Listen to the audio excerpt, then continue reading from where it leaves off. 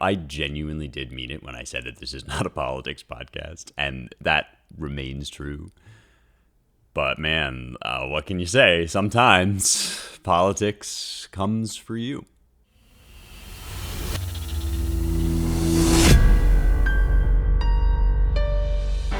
Okay, so specifically what I said is that this podcast, Young Heretics, is not a podcast about politics, and that remains true. We are not here to just do a roundup on whatever happens to be happening this week. In fact, rather the opposite. We're here to take a longer view of history. We're here to get a little bit of break, a little bit of a distance on the news cycle. But the other thing I said is that this is a podcast about reality. It's about as much of the whole of reality as we can take in, and it's about what the wisdom of the Western Canon can help us to understand about reality as it unfolds. And politics is a major part of most people's daily reality, and I would say that it has been a really big part of the reality of the last 72 hours or so. I don't know where you were when you heard about the assassination attempt against Donald Trump. I was driving from Los Olivos to Lompoc. I was in California for a dear friend's wedding and doing a little wine tasting beforehand, and the news just sort of dropped. Feels these days like it drops out of the sky into your phone, like a kind of homing pigeon just nose diving into the car or into your home or wherever you are. And there it was, like somebody tried to kill Donald Trump at one of his rallies in Pennsylvania. And I gotta say, I don't want to make too much out of any one news story. I always want to be careful before diving into the hysteria and the panic that always accompanies any major development these days in politics, because we're all so up to the minute and we're all constantly acting like this is the first time anything has ever happened before, and we're shocked and we're appalled and whatever. But this is a major event. This is like, in order to find a comparison case within my lifetime of experience, I was having to go back to things like 9/11, in order to encounter something in my memory that had this much of a transformative effect on the mood of the nation and I think on the course of events. I don't recall ever living through another assassination attempt on a presidential candidate or on a former president. We've obviously had them in this country, but not while I was alive. And these sorts of things, there are certain events that aren't just daily news cycle events, but actually represent a category of thing that whenever they happen, they signal a shift in the history and in the health of a body politic. And assassination attempts are just that kind of thing. It's not like we didn't know already that we're living through a momentous era, an era of high partisan tensions, an era of real spiritual disagreement and profound difficulties from the personal level on up to the constitutional level and the national level. We already knew all of that. But there are certain things that make these crises real in a very material way. And I think of it a little bit like when you know you've been spending too much money and you have that in the back of your mind and you're aware of it in a certain sense, but you don't really know it, or else you would stop spending all that money. And then one day your credit card comes back overdrawn, or a check bounces, or something happens that just makes that thing real and factual for you in the moment in a particular way. And that changes the situation. And it's sort of like a temperature check that just really drives something home to you. And that's what an assassination attempt is like for me in this context, that we've been ramping up these tensions. We've been ramping up the rhetoric. We've been talking about civil war, some of us, with real trepidation and anxiety. At least I have. One of the first episodes I did on this podcast was about the Gracchi brothers, who were the first victims of civil violence in the Roman Republic before the years of civil war that would eventually give rise to the empire. So it's not like this stuff hasn't been on my mind, and you write into me with all sorts of questions about this stuff, so I know it's on your mind, and I know that nobody here is wishing or willing these things to come about, but that we have been worrying about them.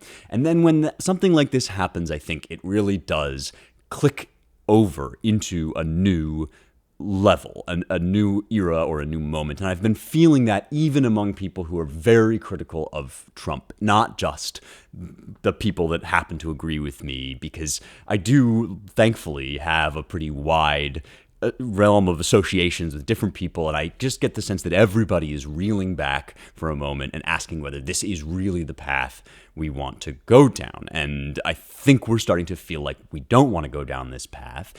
I believe that with prayer and careful humility and attention to our moment, real alertness, we can avoid spiraling into civic violence. But I think it takes effort and intention and real seriousness and deadly sobriety on our part to recognize the moment that we're in and to use this as a wake-up call, to use a hackneyed phrase. And there has never been a better use case for referring to the annals and the archives of the Western canon. When you go through an epochal moment like this and a kind of event that has its own category, the assassination attempt is a category in political history, this is when you want to refer to the wisdom of the past. And I felt a little bit, as I was thinking about what to talk about this week on the show, like suddenly the bat signal went up, except instead of the bat signal, it was Niccolò Machiavelli's face. There couldn't be a more obvious person to turn to from the Western canon than Machiavelli, in some senses the inaugurator of modern political theory, and of course known for what we would now call his realism, for the clear-eyed, almost frightening directness with which he evaluates and approaches events just like this one. And in a moment like this, where everybody's a little bit shell-shocked, where there's a lot of wishful thinking, a lot of high-octane political rhetoric, a lot of overstatement and temptation just to fly off the handle, it's actually quite refreshing to turn to somebody like Machiavelli, although he's not the cuddliest figure. But what he offers us, I think, is a way of looking at these things in matter-of-fact terms before we get into our stirring speeches, before we get into our flights of fancy and our ideals and all the things that we do need that matter, like what we believe in, what we want to have happen. Machiavelli teaches us how to describe what is happening. And that has left him exposed to a problem that has bedeviled realist commentators in the modern era ever since, which is that describing something, describing a dynamic, describing an event, describing a reality, is not the same thing as endorsing it. So, for example, describing what sorts of forces and activities and events lead up to assassination attempts or civil wars or the nasty things that we want to avoid going forward, by describing them, you often look like you are endorsing them. And Machiavelli has been subject to that kind of accusation. A lot of the evil that is associated with his name and with the adjective Machiavellianism has to do with this idea people have, it's very easy to get, that just because somebody is a realist and has no illusions about something, and maybe even a bit of a cynic about something, he is therefore gleefully rubbing his hands together, waiting for a cruel leader like a Cesare Borgia to just execute all his political opponents. And Machiavelli is not like that, and I hope you know that I am not like that. So nothing that I am about to say about the history of assassination attempts, about what Machiavelli thinks leads to assassination attempts, nothing that I am about to say should be taken as anything even remotely approaching an endorsement of political violence. I deplore political violence. I hope you do too. I deplore it in every capacity. I am, as Machiavelli says of the general public, I am a man of peace. I want to live in a peaceful civilization and society, and I am appalled by some of the people, Jack Black, for example, who seem to have wished that this assassination on Trump was successful, and who have taken it lightly, or who, because of the world that they're living in, where they get to just toy with these ideas, and Kathy Griffith gets to hold up a severed Trump head on a magazine, think that they can just joke about this stuff and think that they want to live in the world where Trump is assassinated. And I just think anybody that feels that way about any candidate has a very rude awakening coming if he or she ever gets his wish. And so I pray that those people who would wish death upon Donald Trump will never get their wish for their own good, just as I would pray that anybody who wanted Biden to be taken out or who had plans to do something dreadful against the other side of the political spectrum, I would pray that that person would fail for everybody's good, including that person's good, because we really do not want to live in the world where we decide our political disputes by violence. There are other countries that do that. It's not pretty. This is, if anything, defines what makes it blissful and lucky to be an American. It is our confidence that this is not the sort of road that we go down. So that's not what I'm trying to do here, and it's not what Machiavelli is trying to do either. Remember that Machiavelli wrote his most famous work, The Prince, in an effort to get into the good graces of the Medici, when Florentine politics, 16th century Florentine politics, had become so volatile that he himself was a victim of it. He was exiled, he was sent away, and he was trying to work his way back into public life. And one of the things he's doing in The Prince, in fact, the stated goal of this little pamphlet that he writes for Lorenzo de' Medici and for rulers more generally, is he's trying to illustrate and articulate the principles in the modern budding nation state or civilization state or city state that can enable a ruler to gain and keep power, because gaining and keeping power is what allows the state to take on a character of stability and a measure of stability. So when Machiavelli looks at assassination attempts, he's looking at how the prince, the leader, the head of state, can avoid those assassination attempts. But he's not just looking at that because he wants somebody to cynically grab all the power and he wants to be that guy's right-hand man. He thinks that assassination attempts are a bad thing, and he therefore thinks that being clear-eyed about how they come about what sorts of things tempt and inspire assassination attempts, that can be a really healthy and helpful thing for somebody like an advisor to princes to undertake. And so I want to read to you some passages from The Prince. I want to relate them to what happened at that rally and what's now happening in America, and try to just draw out some points that we can use to understand what's just happened and maybe to think about what might happen going forward and how we should hope to move forward as a country now. Because there are some big differences between America in 2024 and Florence in 1513 or 1532, but all the same, what Machiavelli was observing, one of the reasons why he's so great is because he was seeing the dynamics that were going to obtain in the new world that was forming right then, the modern world, which in many ways we still live in. Even if there are some technological changes, which I'm going to get into talking about, we still have a lot to learn here. So let's start. But first, I want to remind you urgently about a deadline that is barreling toward us, hurtling down the tracks, and that is August 10th, the deadline to register for a course at the Ancient Language Institute. I've had some questions lately about how do I learn Latin? I want to start reading the Bible in Greek, but I don't know how or where to start. Look no further than the Ancient Language Institute. No matter what your previous level of language expertise, whether you've taken some stuff in high school, whether you've never taken language and you're terrified, whether you already know a little bit of Latin and you want to get better, ALI, the Ancient Language Institute, has a course for you. They are really excellent at treating these languages, these ancient languages in which many of our greatest texts are written, as if they were still living languages, because that's what they were when Virgil was writing, when the authors of the Bible were composing their texts, and that's how we should regard them if we want to get the most intuitive, direct understanding of these treasures of Western civilization. So there's 4 languages that they teach at ALI, and any one of them, I think, would be well worth your time. There's Latin, there's Biblical Hebrew, there's Greek, and there's now Anglo-Saxon, which is really cool, Old English. So if you want to read Beowulf, for example, you can go to ancientlanguage.com/youngheretics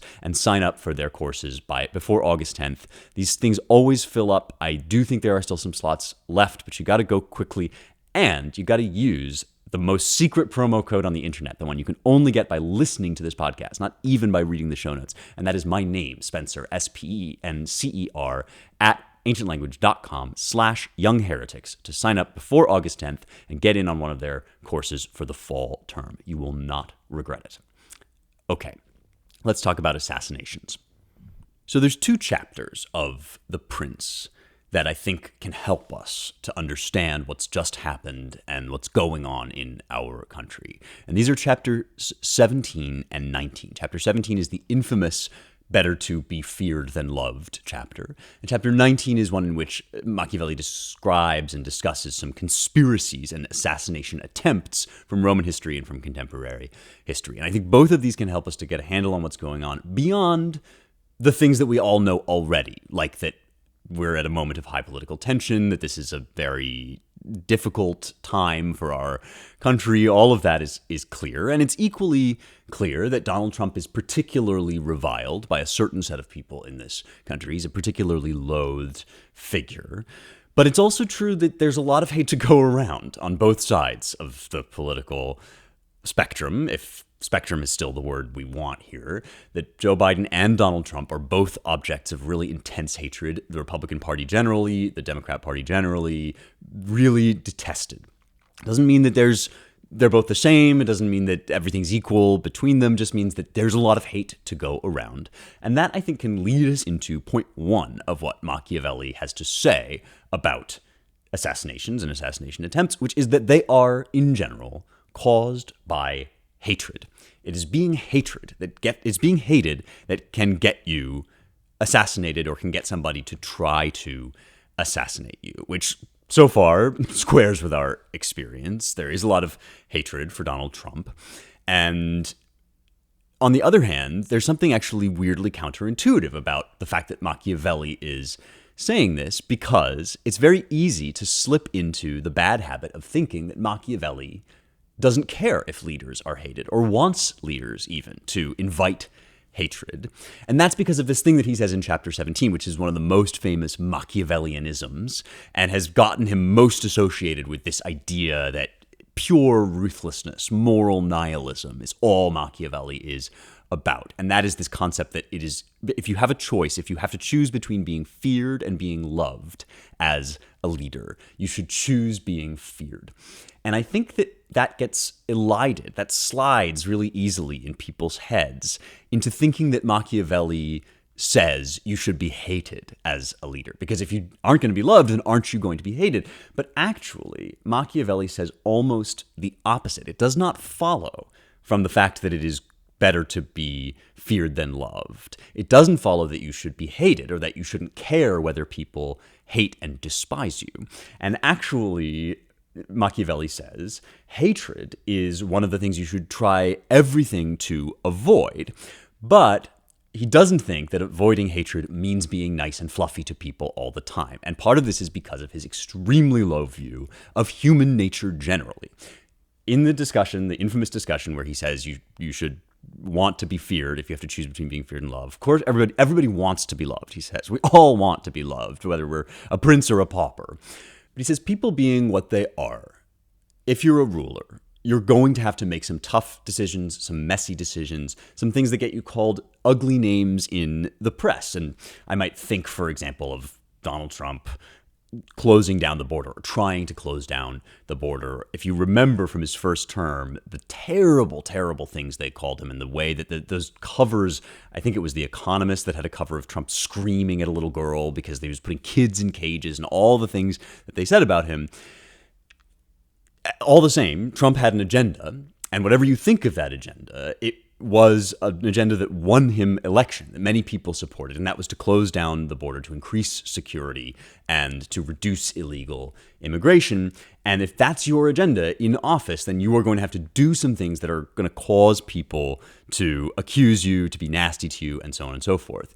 And what Machiavelli is asking is, when you have to do those ugly, messy things in the business of leading or ruling, how do you keep those messy, nasty, difficult things that get you attacked? How do you keep them from ending your rule and losing you control over the electorate, over the public, over your subjects, over whoever? And he says you might be tempted to try and win people over with sweetness and light. You might be tempted to give out handouts. You might be tempted to offer bread and circuses. You might be tempted to try to get loved in order to shore up your support and protect your rule and your leadership.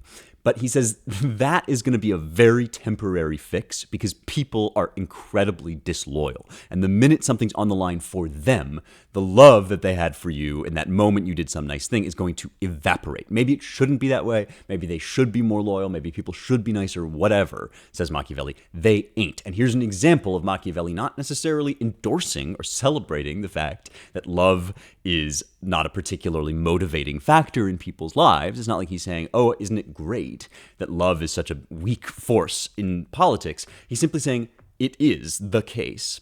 And so instead, what you should do is make it so that people know if they cross you, if they cross one of your red lines, there will be hell to pay for it. They will suffer. And that's why he thinks it's better to be feared than loved, because he thinks that is an enduring motivator. And it's very telling and really interesting that the prime example Machiavelli gives of this principle that it's better to be feared than loved is none other than Hannibal, not the guy played by Anthony Hopkins in Silence of the Lambs, not Hannibal Lecter, the serial killer, but the great Carthaginian general who very nearly brought the Roman Republic to its knees in the 200s BC, famously took elephants across the Alps from Carthage in northern Africa, made this serious attempt against the Roman Republic, one of the Roman Republic's greatest nemeses and probably the adversary they most feared and most respected. And this is what Machiavelli has to say about Hannibal. He says, among the wonderful deeds of Hannibal, this one is enumerated, that having led an enormous army composed of many various races of men to fight in foreign lands, so difficulty level very high here to have kind of a motley crew undertaking an extremely dangerous mission, he says no dissensions arose, either among them or against the prince. There were no assassination attempts against Hannibal, whether in his bad or in his good fortune. This arose from nothing else than his inhuman cruelty, which, with his boundless valor, made him revered and terrible in the sight of his soldiers. But without that cruelty, his other virtues were not sufficient to produce this effect.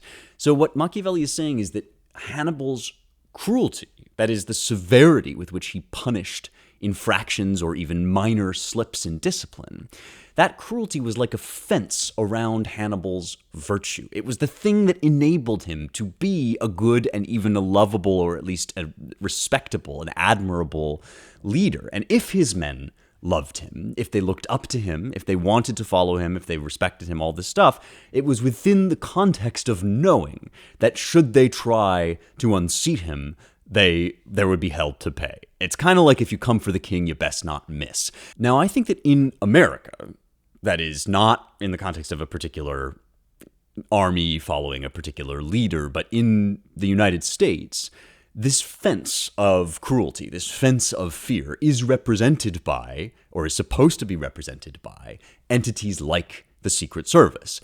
In other words, Donald Trump, despite being hated by a number of people, isn't, I don't think, personally feared necessarily, in the sense that one thinks Trump himself is going to come to your house and attack or punish you.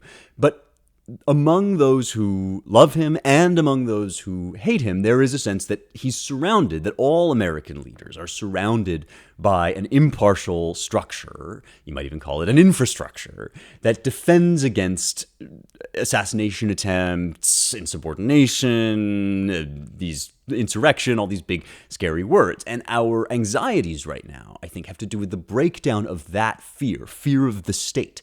The idea that within the remit of that fear, you can love certain candidates, you can hate certain candidates, you can whatever, but once that fear breaks down, you start to feel like it's just a matter of who likes whom and who hates whom. And that's when somebody might feel like he could do an assassination attempt, when he feels like the apparatus of state is weak, and therefore that fear of cruelty, which in Hannibal's case was personally enforced and enacted, but in our case is supposed to be an institutional and therefore impartial boundary around our politics, when that starts to break down. And this is why, for all that I've made fun of the people that get hysterical about January 6th. This is why we all knew when we saw January 6th happening that it was going to be a major and significant and bad day for the country. That's why that is true. It's also why people are now extremely concerned about the failures of the Secret Service, which I'm going to get into later, during this particular assassination attempt.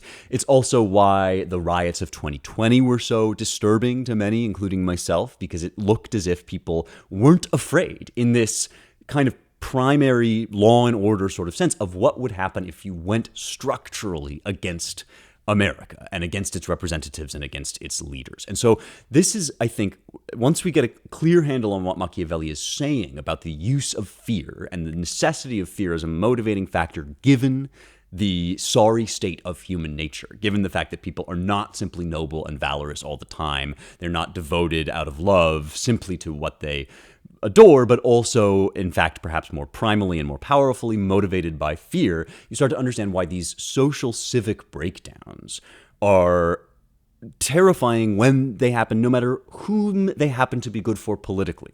January 6th was good for, quote unquote, the Democrats politically because they've been able to wield it as a cudgel against Trump and his supporters. 2020 was, quote unquote, good for the conservatives rhetorically because we can point to these pictures of cities burning and saying Democrats are the candidates of chaos, and all of these political games get played with each of these different kinds of events. But at a structural level, for all of us as Americans, all of that stuff is bad because it represents the dissolving of those boundaries, the walls kind of crumbling around more personal and more violent modes of doing politics, including assassination attempts. And that is when hatred of the kind that Machiavelli deplores and doesn't want leaders to try to be hated. In fact, he wants leaders to try as much as possible to avoid being hated because it creates these openings and these passions that people might go crazy and act upon. And so this is leading me into point 2 that I got from reading Machiavelli on this, and that is that being hated without being feared is how you get conspiracies. That is, group attempts, organized attempts to take out either a particular leader or even at a larger level, a particular political system. So when there's no fear, either from the state or from the individual that you're trying to go for, and not only is there no love, but there's active hatred because something that somebody has done or something you've heard about a person causes you to actually feel that this person is a major source of your problems in life, rightly or wrongly, whatever. Then people start to get emboldened and feel like they can make attempts on people's lives. And conspiracies are actually different than assassination attempts. Conspiracies are what Machiavelli describes as these kind of organized uprisings among a group of nobles or people that think they can actually get away with overturning the state. We don't know a ton. There's a lot that we don't know about Thomas Matthew Crooks, who is the guy that attempted to assassinate Trump, and he's now dead, so there may be a lot that we never know, although the FBI does seem to have his phone, and I guess there's going to be revelations in the days coming up after this podcast and as these events unfold. So there's a lot that we have yet to discover, such as, for example, whether or not he had other people helping him and accomplices. And it looked in the moment like a sort of lone wolf attack, but people have raised questions how he was able to get into the event to begin with and all of that. Even so, even though there's stuff we don't know, I think at the moment it is pretty clear that this was not an organized political conspiracy. And some people have been speculating about it in a very online sort of way. And I think if that's where you're at right now, you're probably living in deep fake land. Like, you probably need to log off a little. Because there's been a lot of people saying, well, this guy must have been helped by the state. And, Hillary Clinton and Nancy Pelosi were pulling his strings or whatever. The whole thing was staged. And you actually get this on the left and the right. It's part of the general tenor of our high-octane politics and the added problem that the digital world makes it hard to know what's real and what's not. That some people are saying, oh, Trump staged this because it made him look so good when he got that photo, which was iconic, of him shaking his fist and bleeding while the flag flies behind him. And this sort of visual imagery was, in this case, was not like confected. It wasn't put together to make Trump look good, but it was almost as if it had been. I mean, it looked so iconic and it represented a really epochal moment, and people are almost tempted to disbelieve, I think, in that level of imagery that seems to heighten and elevate our times and our moment. My reading is that's the time that we're in. We're in this very elevated moment. Some people are saying, no, this was all an op. It was created to make Trump look good. Or conversely, it was created to take out Trump, that somebody on the left, some group of people, some shadowy cabal, the same people that are behind the Biden presidency, whatever. I think all of that is stepping way, way too far into the void of conspiracy. You know, I will always say when I'm proved wrong, if somebody shows me something and I'm like, wow, I was totally wrong about that, okay. But I really think that a lot of this is just cockamamie stuff, this idea that something is going on behind the scenes. Basically, what we have here is not a full-blown conspiracy. I'm pretty confident of that. And so we have not yet reached a point, I don't think, and I think it would be too extreme to say that we've now reached a point where Machiavelli would say, yeah, there is no fear of the state anymore. And that fear has totally broken down. And so now people are simply acting on what they can get away with vis-a-vis their love and their hate. You got a lot of people that hate this guy Trump, so they've now organized a conspiracy because they think they can take him out. I don't think that's what has happened. I think we're dealing here with a desperate and crazy person who, despite having some obvious operational competencies, is nevertheless suicidal or ready to die or whatever, because that's the only kind of person who makes these sorts of attempts when that boundary of fear is still in place. And here's what Machiavelli has to say about this, because I think it is really instructive and helps us to pinpoint exactly where we're at and what this represents. He says, one of the most efficacious remedies, and now we're on to chapter 19 here of The Prince, one of the most efficacious remedies that a prince can have against conspiracies is not to be hated and despised by the people, for he who conspires against a prince always expects to please them by his removal. In other words, if you are trying genuinely to execute a political figure and replace him with a new one, or in this case, I suppose it would be get him out of the way so that somebody else will lead and eliminate the possibility that Trump will lead. What you need is the person that's going to do that needs to believe that the people will thank him for it and that he will get away with it. There's a great scene. I'm reading this book Shogun now, on which the TV show is based, and before the events of the book Shogun, there is a leader, the Taiko, who rises up to rule all of Japan. He rises up from the level of the peasantry. And his sort of descendant, his sort of successor, not his actual descendant, but his sort of successor, Toranaga, says to the newcomer, Blackthorn, the English sailor, he says, nowadays it is unheard of and unthinkable that anybody would rise up against the established order. It is never to be done. And Blackthorn says, unless you win. And Toranaga breaks out into hilarious laughter and says, yes, that is the one exception, Anjin-san, which means navigator-san or pirate-san. Or he's talking to this like foreigner who says, like, unless you win, right? And this is kind of what Machiavelli is saying. If you think that you can win, then you get serious people who make actual plans to win over the public generally and the populace. And that's only if the hatred for the person is so intense and combined with the breakdown of fear that it will lead into serious and sober people making the calculus, again, whether they're right or wrong, that they can overturn the government or overturn this movement or put an end to this guy. And I think that we're still in a position where the only guy that would do that is somebody crazy enough to either be dealing with sort of fantasies that he's going to be like, he's going to take this guy out and then himself be crowned, or some sort of unhinged and unwell person, which I think might be what we have here with Crooks, or somebody that is ready to die. And that can be part of psychosis too, or it can just be a degree of recklessness that you hate this guy so much that you're just ready to execute yourself and take him out along with you on the way. And we're still in a place where the only person who would do that is somebody like what Crooks looks to be, which is an unwell and unhinged person. To reduce the matter, says Machiavelli, into a small compass, I say that on the side of the conspirator, there is nothing but fear, jealousy, and prospect of punishment to terrify him. But on the side of the prince, there is the majesty of the principality, the laws, the protection of friends, and the state to defend him. And so this is, I think, a very useful calculus that we can employ in any one of these scenarios to figure out where we're at.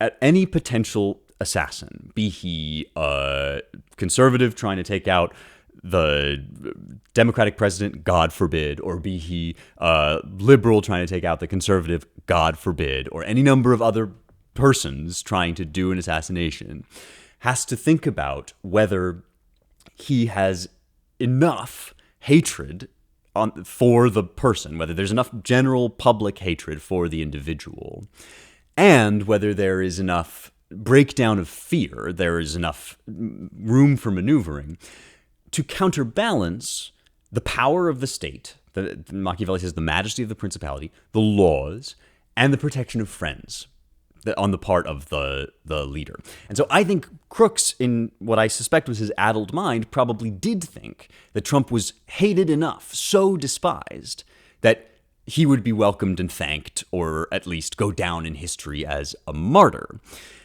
You can see why he might have felt that way, because if you are not fully in command of your faculties, and in a country of this many people, there are always going to be some desperate, crazy people, you might well get the impression that Donald Trump is the hate object of all good-thinking, decent people.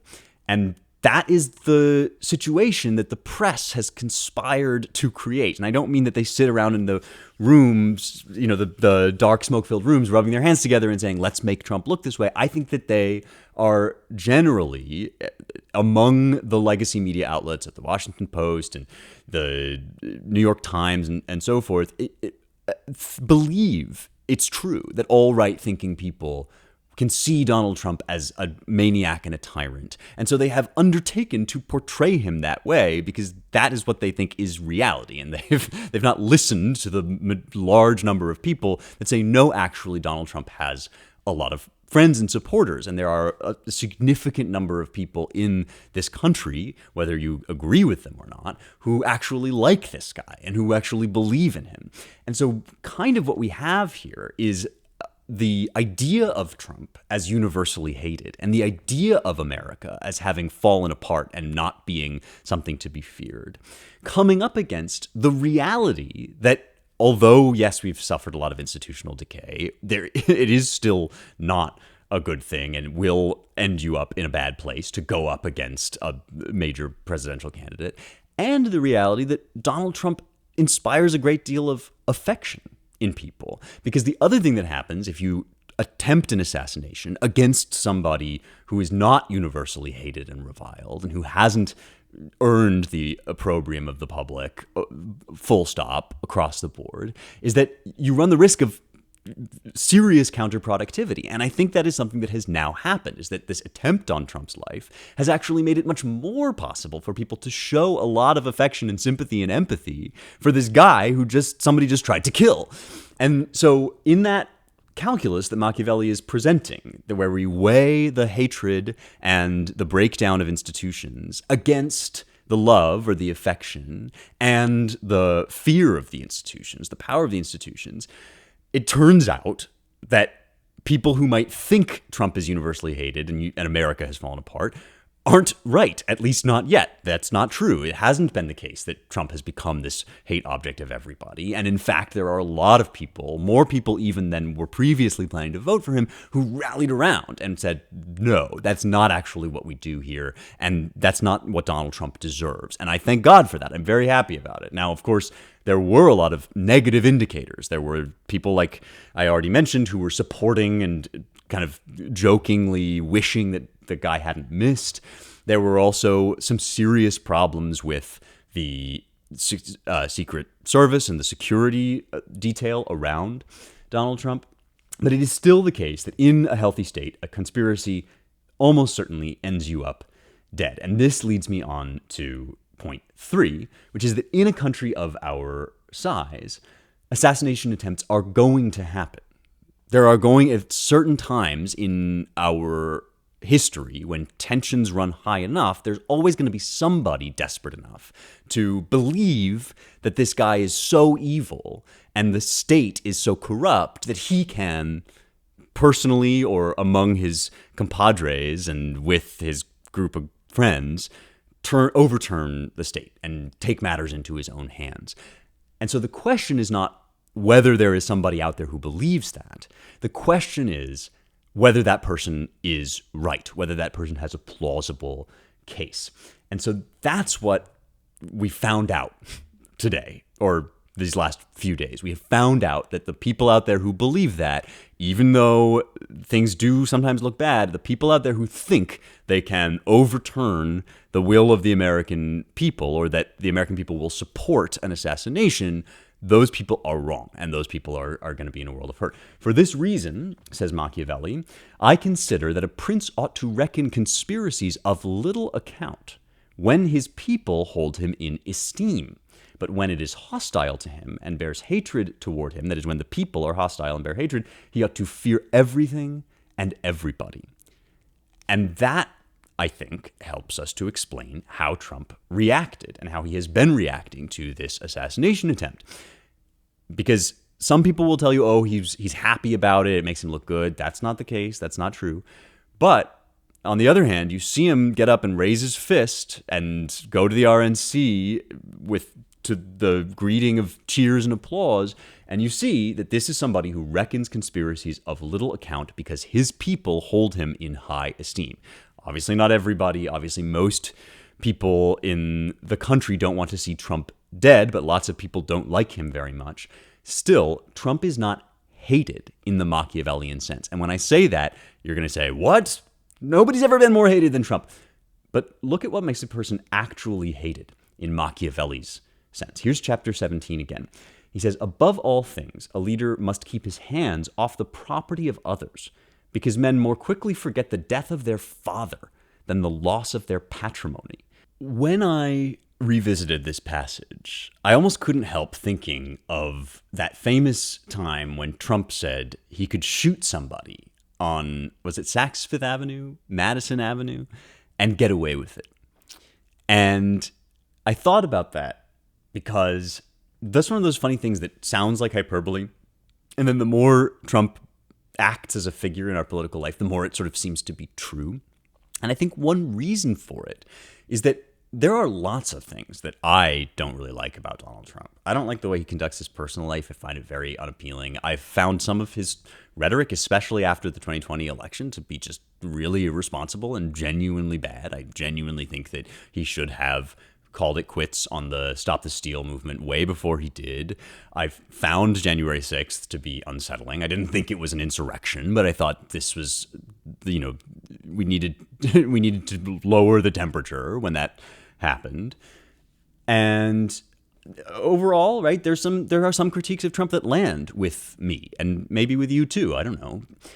But all of the things that are thrown at him are attempts to make him hated in the structural way that Machiavelli is talking about, that he is trying to silence your vote, that he's trying to take away your patrimony, that he's trying to conspire with Russia to overthrow the constitutional American government. And those sorts of things have continued to fail to land. The Russiagate stuff, the tyrant dictator stuff, even though he's kind of a loose talker about that stuff, I don't really believe that he wants to run a dictatorship. I'm sure if he wins another term, he will leave at the end of it. All of that is the kind of thing that would make people hate him in the way that Machiavelli is talking about. And I just don't think, by and large, that even the people that aren't voting for Trump hate him in the way that Machiavelli describes. Now, there are some people who do, and I'm going to get into why that is in a bit. But in general, even people who don't like Trump don't hate him in the way that some people really do hate, say, Joe Biden, because the stealing of property is something that you can legitimately say has been a platform, a part of the Biden administration's platform. You look at all this stuff about student loan forgiveness and whether or not you think there should be student loan forgiveness. I think we can all sensibly agree that the executive shouldn't do it unilaterally, because then you have reappropriations. Then you have a redistribution of wealth unilaterally by the executive. That's un-American, and that's the sort of thing that would get you to hate somebody. And this is why I think Biden comes across as so fragile, because in fact, I think there is a lot of structural level antipathy toward him after 4 years of his misrule. And Trump comes across as kind of unconcerned or strong in the face of this attack because he has confidence among his people that he is actually beloved. And I'm not sure that Biden has confidence among his people, those who would vote for him, that he's nevertheless beloved. I think a lot of people, including some who are to Biden's left, find him a distasteful figure, whereas the people on Trump's side really kind of love him and have developed more affection for him. And Machiavelli goes on to say, pretexts for taking away the property are never wanting, for he who has once begun to live by robbery will always find pretexts for seizing what belongs to others, but reasons for taking life, on the contrary, are more difficult to find and sooner lapse. So even though there is a lot of antipathy toward Trump, and even though the press has kind of created and fomented a lot of it, I actually don't think he is reviled in the way that you would need him to be if you were an assassin and you wanted to be greeted as a hero by the populace. I think it's a pretty small sliver of the public that genuinely would welcome the assassination of Donald Trump. And when you look at the examples Machiavelli gives of people who were assassinated by one man, successfully taken out by one man, you have to turn to like Caracalla, who is an infamous Roman tyrant. And he was slain by a centurion, but Machiavelli says he became hated by the whole world and also feared by those he had around him to such an extent that he was murdered in the midst of his army by a centurion. And that's what did happen to Caracalla. And that's, I think, the kind of person, I think that there are some in the media and some who read the press who think that Trump is regarded as a kind of Caracalla figure, that he is hated that much. But I think what we're finding out is that that is simply not true. And so here's the last thing I drew from Machiavelli. When he starts talking about the Romans as compared to the Florentines or the modern French or anybody in the 16th century, he says, our leaders contend only with whether the public hates them or not. The Romans had another faction to deal with, and that was the military. And in their attempts to be not hated and feared enough not to be assassinated, they had to play off these two different factions, and you could never be loved by both sides. So you had to avoid being hated by both sides or even by one side while trying to be at least tolerably respected by one or both sides. And now, says Machiavelli, we don't really have to deal with the military in that same way. And I would suggest that in the modern day, when a leader like Trump or Biden or anybody is thinking about how to navigate this incredibly perilous time, he doesn't have to contend with the military as a separate faction, but he actually does have to contend with the press as a separate faction. And the press has become, famously, a fourth estate, that is, a sort of institution unto their own in the centuries after Machiavelli was writing because of the advance of media technology.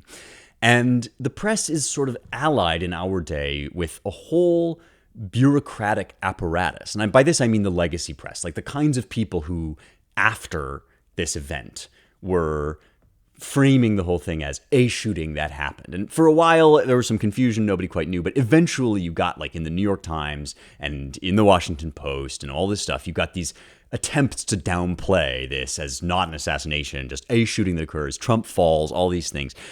That kind of cloud of elite opinion is, I think, allied with the bureaucratic state that ends you up with situations in which, for example, the director of the Secret Service is this woman, Kimberly Cheadle, who has given interviews about how she keeps the photo of the first 5 women sworn into service on her desk, that she's all about women in the service. And again, it's not that that's necessarily a bad thing, that there aren't roles for women in public service, but for that to be the priority and for DEI to be the kind of operating principle of the guys that are supposed to be protecting the former president or the president with their lives, demonstrates a separate set of interests other than the people's interests. And I think that that group of people that comprises the press and the bureaucracy and that this set of class interests, call it the deep state, call it whatever, I don't really care what you call it,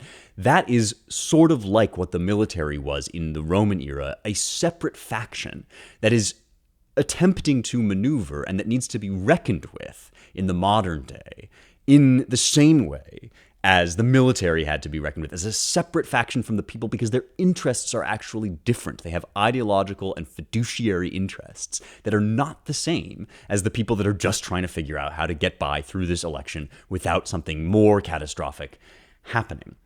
And that is why it strikes me that one thing that has happened after this assassination attempt is that the press and the deep state or the bureaucracy or whatever you want to call it has actually been meaningfully and seriously discredited. And let me try to say why I think that is, because I do not want to be taken as saying that the press called for Trump's assassination or anything like that. This is on the person who did the shooting. We always say that whenever somebody does a shooting, for whatever ideological reason, the person that pulls the trigger is responsible, and not the person that said the thing that this unhinged person happened to take as his pretext for doing the shooting. All of that having been said, the press has been creating the impression that Trump is Hitler for 8 years now. The New Republic, days before this happened, published a cover in which Trump's face was photoshopped into Hitler's face. And that aura, that sense, generalized sense that Trump actually is so despicable that maybe we shouldn't assassinate him, but the people would welcome his assassination, is the story that the press has been trying to present. And I include among the press people like Karine Jean-Pierre and the Democrat operatives who benefit from this story that the press, the legacy media, present. And that cloud, that image, that narrative that Trump is somebody on the level of a Caracalla or on the level of a Hitler, where if he were assassinated, we're not saying he should be, but if he were, nobody would really shed too many tears, and we'd all maybe benefit from it. That idea totally fell apart in the wake of this assassination attempt, utterly crumbled. And now you are starting to see people who weren't previously confident or comfortable saying they were going to vote Trump, putting themselves forward as supportive at least of Trump's movement and its ability to exist in American politics. You're seeing Elon Musk starting this enormous PAC suddenly, where he donates all this money and supports Trump's cause and Trump-adjacent causes and all that stuff.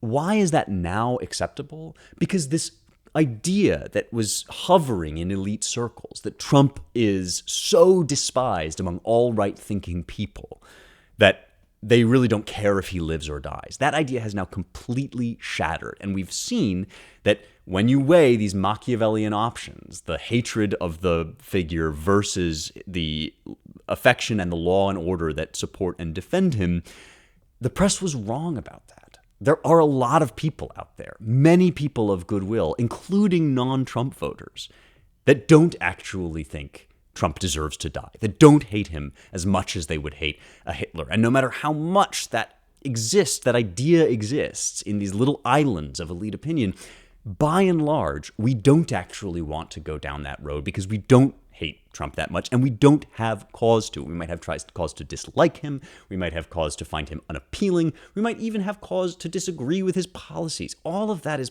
perfectly within the remit of acceptable politics. But we do not have cause to hate him at the structural Machiavellian level that would cause us to rejoice at a successful assassination attempt, or to rejoice at what an assassination attempt would mean for the American state and the breakdown of the American regime. That's not how people feel about Trump or about America. And that part of this, that revelation, is a profoundly good thing, because it actually means that although we are still in very choppy waters, and although it's perfectly possible that worse may yet happen than what has occurred, it doesn't have to happen. My message to you today is that with prayer and with sobriety and with careful procedure as we move forward, we can actually use this as an opportunity to sober up and to have an election and to move forward in this country in a way that does not devolve into political violence and chaos, because we have discovered, and it has been made real for us and tangible for us for the first time in a long time, that most people don't actually want to do that. There are some crazies, some extremes on basically every side of the aisle that are hungry for blood. That's true.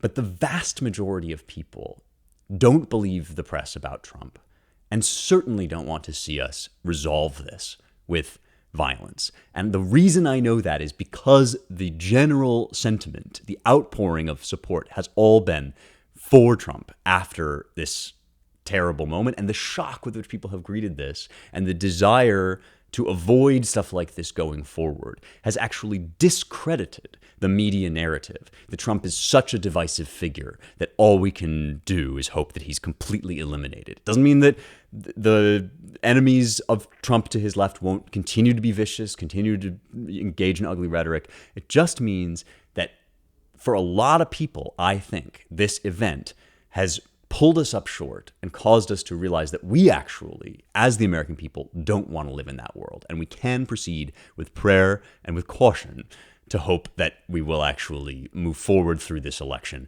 without tearing each other to pieces. That's my hope and my prayer. I do believe it is now actually a real possibility, despite the gravity, and it is a truly grave event that happened over the weekend. All right. Obviously, I would really like to know what you think about this. I'm sure you'll have lots of opinions. Please do write into me at rejoiceevermore.substack.com. And that is also where you can be in the mailbag. So I have a really interesting mailbag question from Connor today in response to some of the stuff I've been saying about therapy lately. I've been doing a lot of stuff about mental illness and demonology and therapy and exorcism. And one of the things I've been suggesting is that the language of the spirit and the soul, and even the language of angels and demons, is one kind of language for talking about the same thing that therapy speak talks about, and that these two forms of language describe the same set of underlying phenomena, and they capture different aspects of it. And I don't think that each of those aspects is equally important. And I think that it's possible what we've gained from therapy is not as worthwhile as what we've lost from giving up spiritual language. We have gained things from therapy. It's not like we haven't. And I would like to address that in this question, because some people have written in to say, do we really get anything out of therapy? I think we do.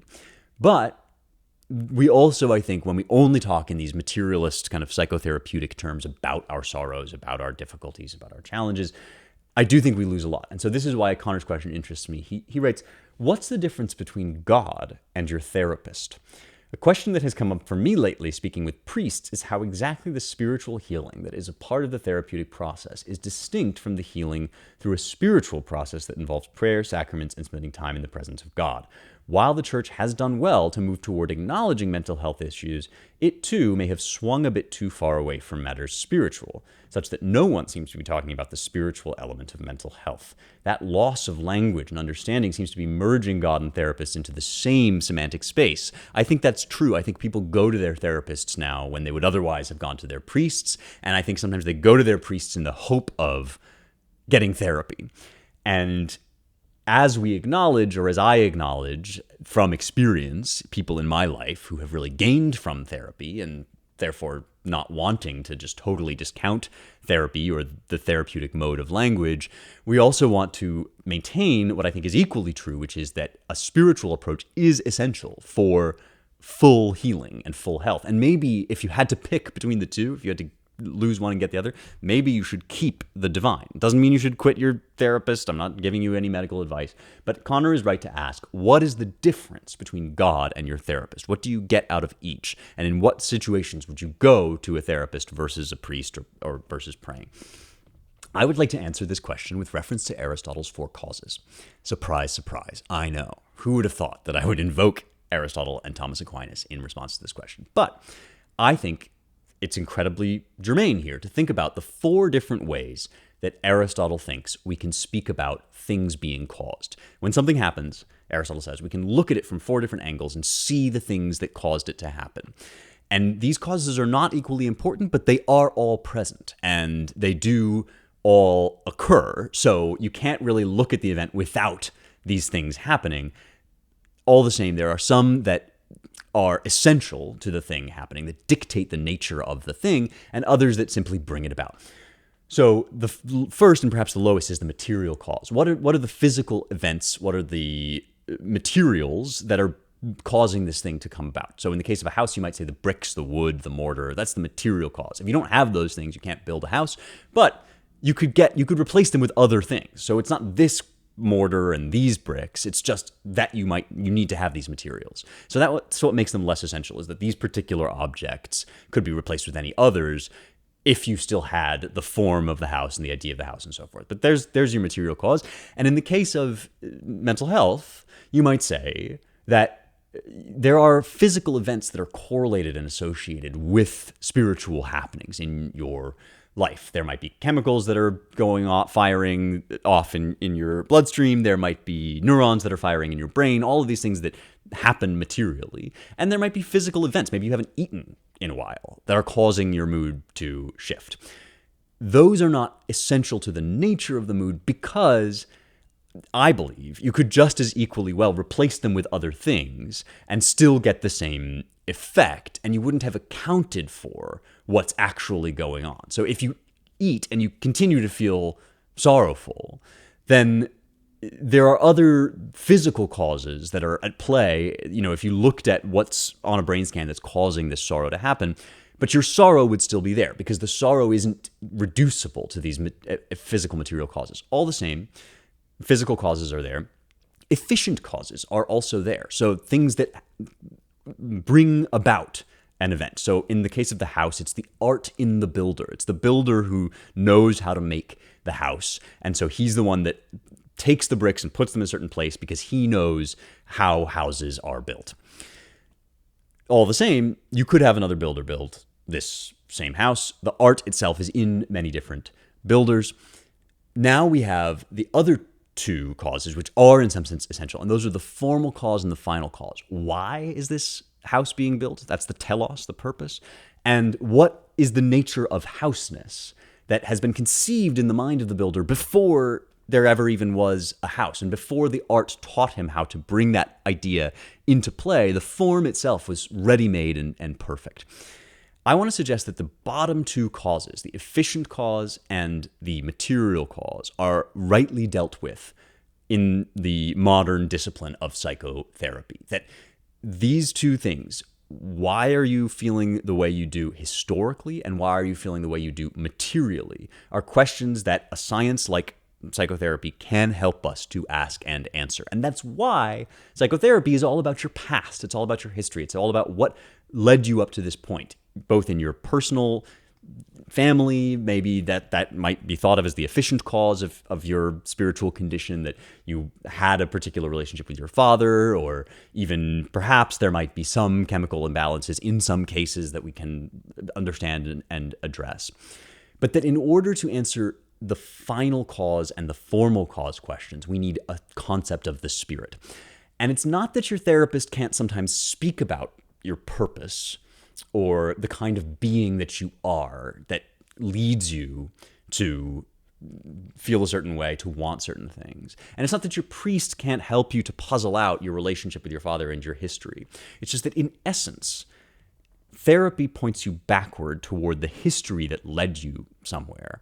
And spiritual counsel points you forward and upward toward the purpose that might lead you somewhere. And the reason this is important is because it's only by looking at formal and final cause that we can know how and when and why to change. We can understand how we got to a certain place by gaining insight into our material and efficient causes, what brought us here. But we can only have a purpose and a point to ourselves if we know that there is something we're supposed to be, something we're leading toward. And I think for that, you need something outside of the material world, outside of your brain chemistry, outside of your family history, that can aim you at some ideal. And that ideal ought to be the image of God in you. And so I want to read to you from a brief passage from St. Thomas Aquinas' Summa Theologiae, part 1, question 93, about the image of God in man. And he says, just as the shape of a house points to the idea of the architect, and order points to the maker's love, by reason of which he directs the effect to a good end, as also the use of the house points to the will of the architect, so we find in man a likeness to God by way of an image in his mind. In other words, it is only in reference to God that we can understand your sense that this is not how things are supposed to be. If you have a feeling that you have sorrow that's not supposed to be there, if you feel like you're not living the life that you're supposed to be living, we can only understand that sensation, that feeling, with reference to some higher ideal for you, implanted in you from outside of nature. And therapy, in its essence, strictly speaking, with no spiritual ideas in it, therapy can't actually account for that. It can't give you the standard according to which to measure your experience. It can only give you the understanding and the tools according to which to describe your current experience and how it got there and how you were led to this point. But it's to God you must turn, and to the scripture you must turn, in order to know where you're supposed to be going. That's why the image of God in you is what accounts for your final and formal cause, whereas therapy can help you to understand the material and the efficient cause that got you here. I hope that's helpful, Connor, and I hope that helps other people that were writing in. I think Josh wrote into me as well about what's the use of therapy. I think just because these two things have different uses doesn't mean they are equally useful, and I think that always something that enables you to understand the material and the efficient cause is less noble, but still important, than what enables you to understand the material, or rather the formal and the final cause. And that, my friends, is God. Okay, lots to talk about this week, and I'm sure in weeks to come. Do write in, do give us 5 stars on Apple Podcasts or wherever you happen to be listening. Share this podcast, spread the word generally. Thank you for being here. God bless, Godspeed. I will see you next week for more truth, beauty, and the stuff that matters.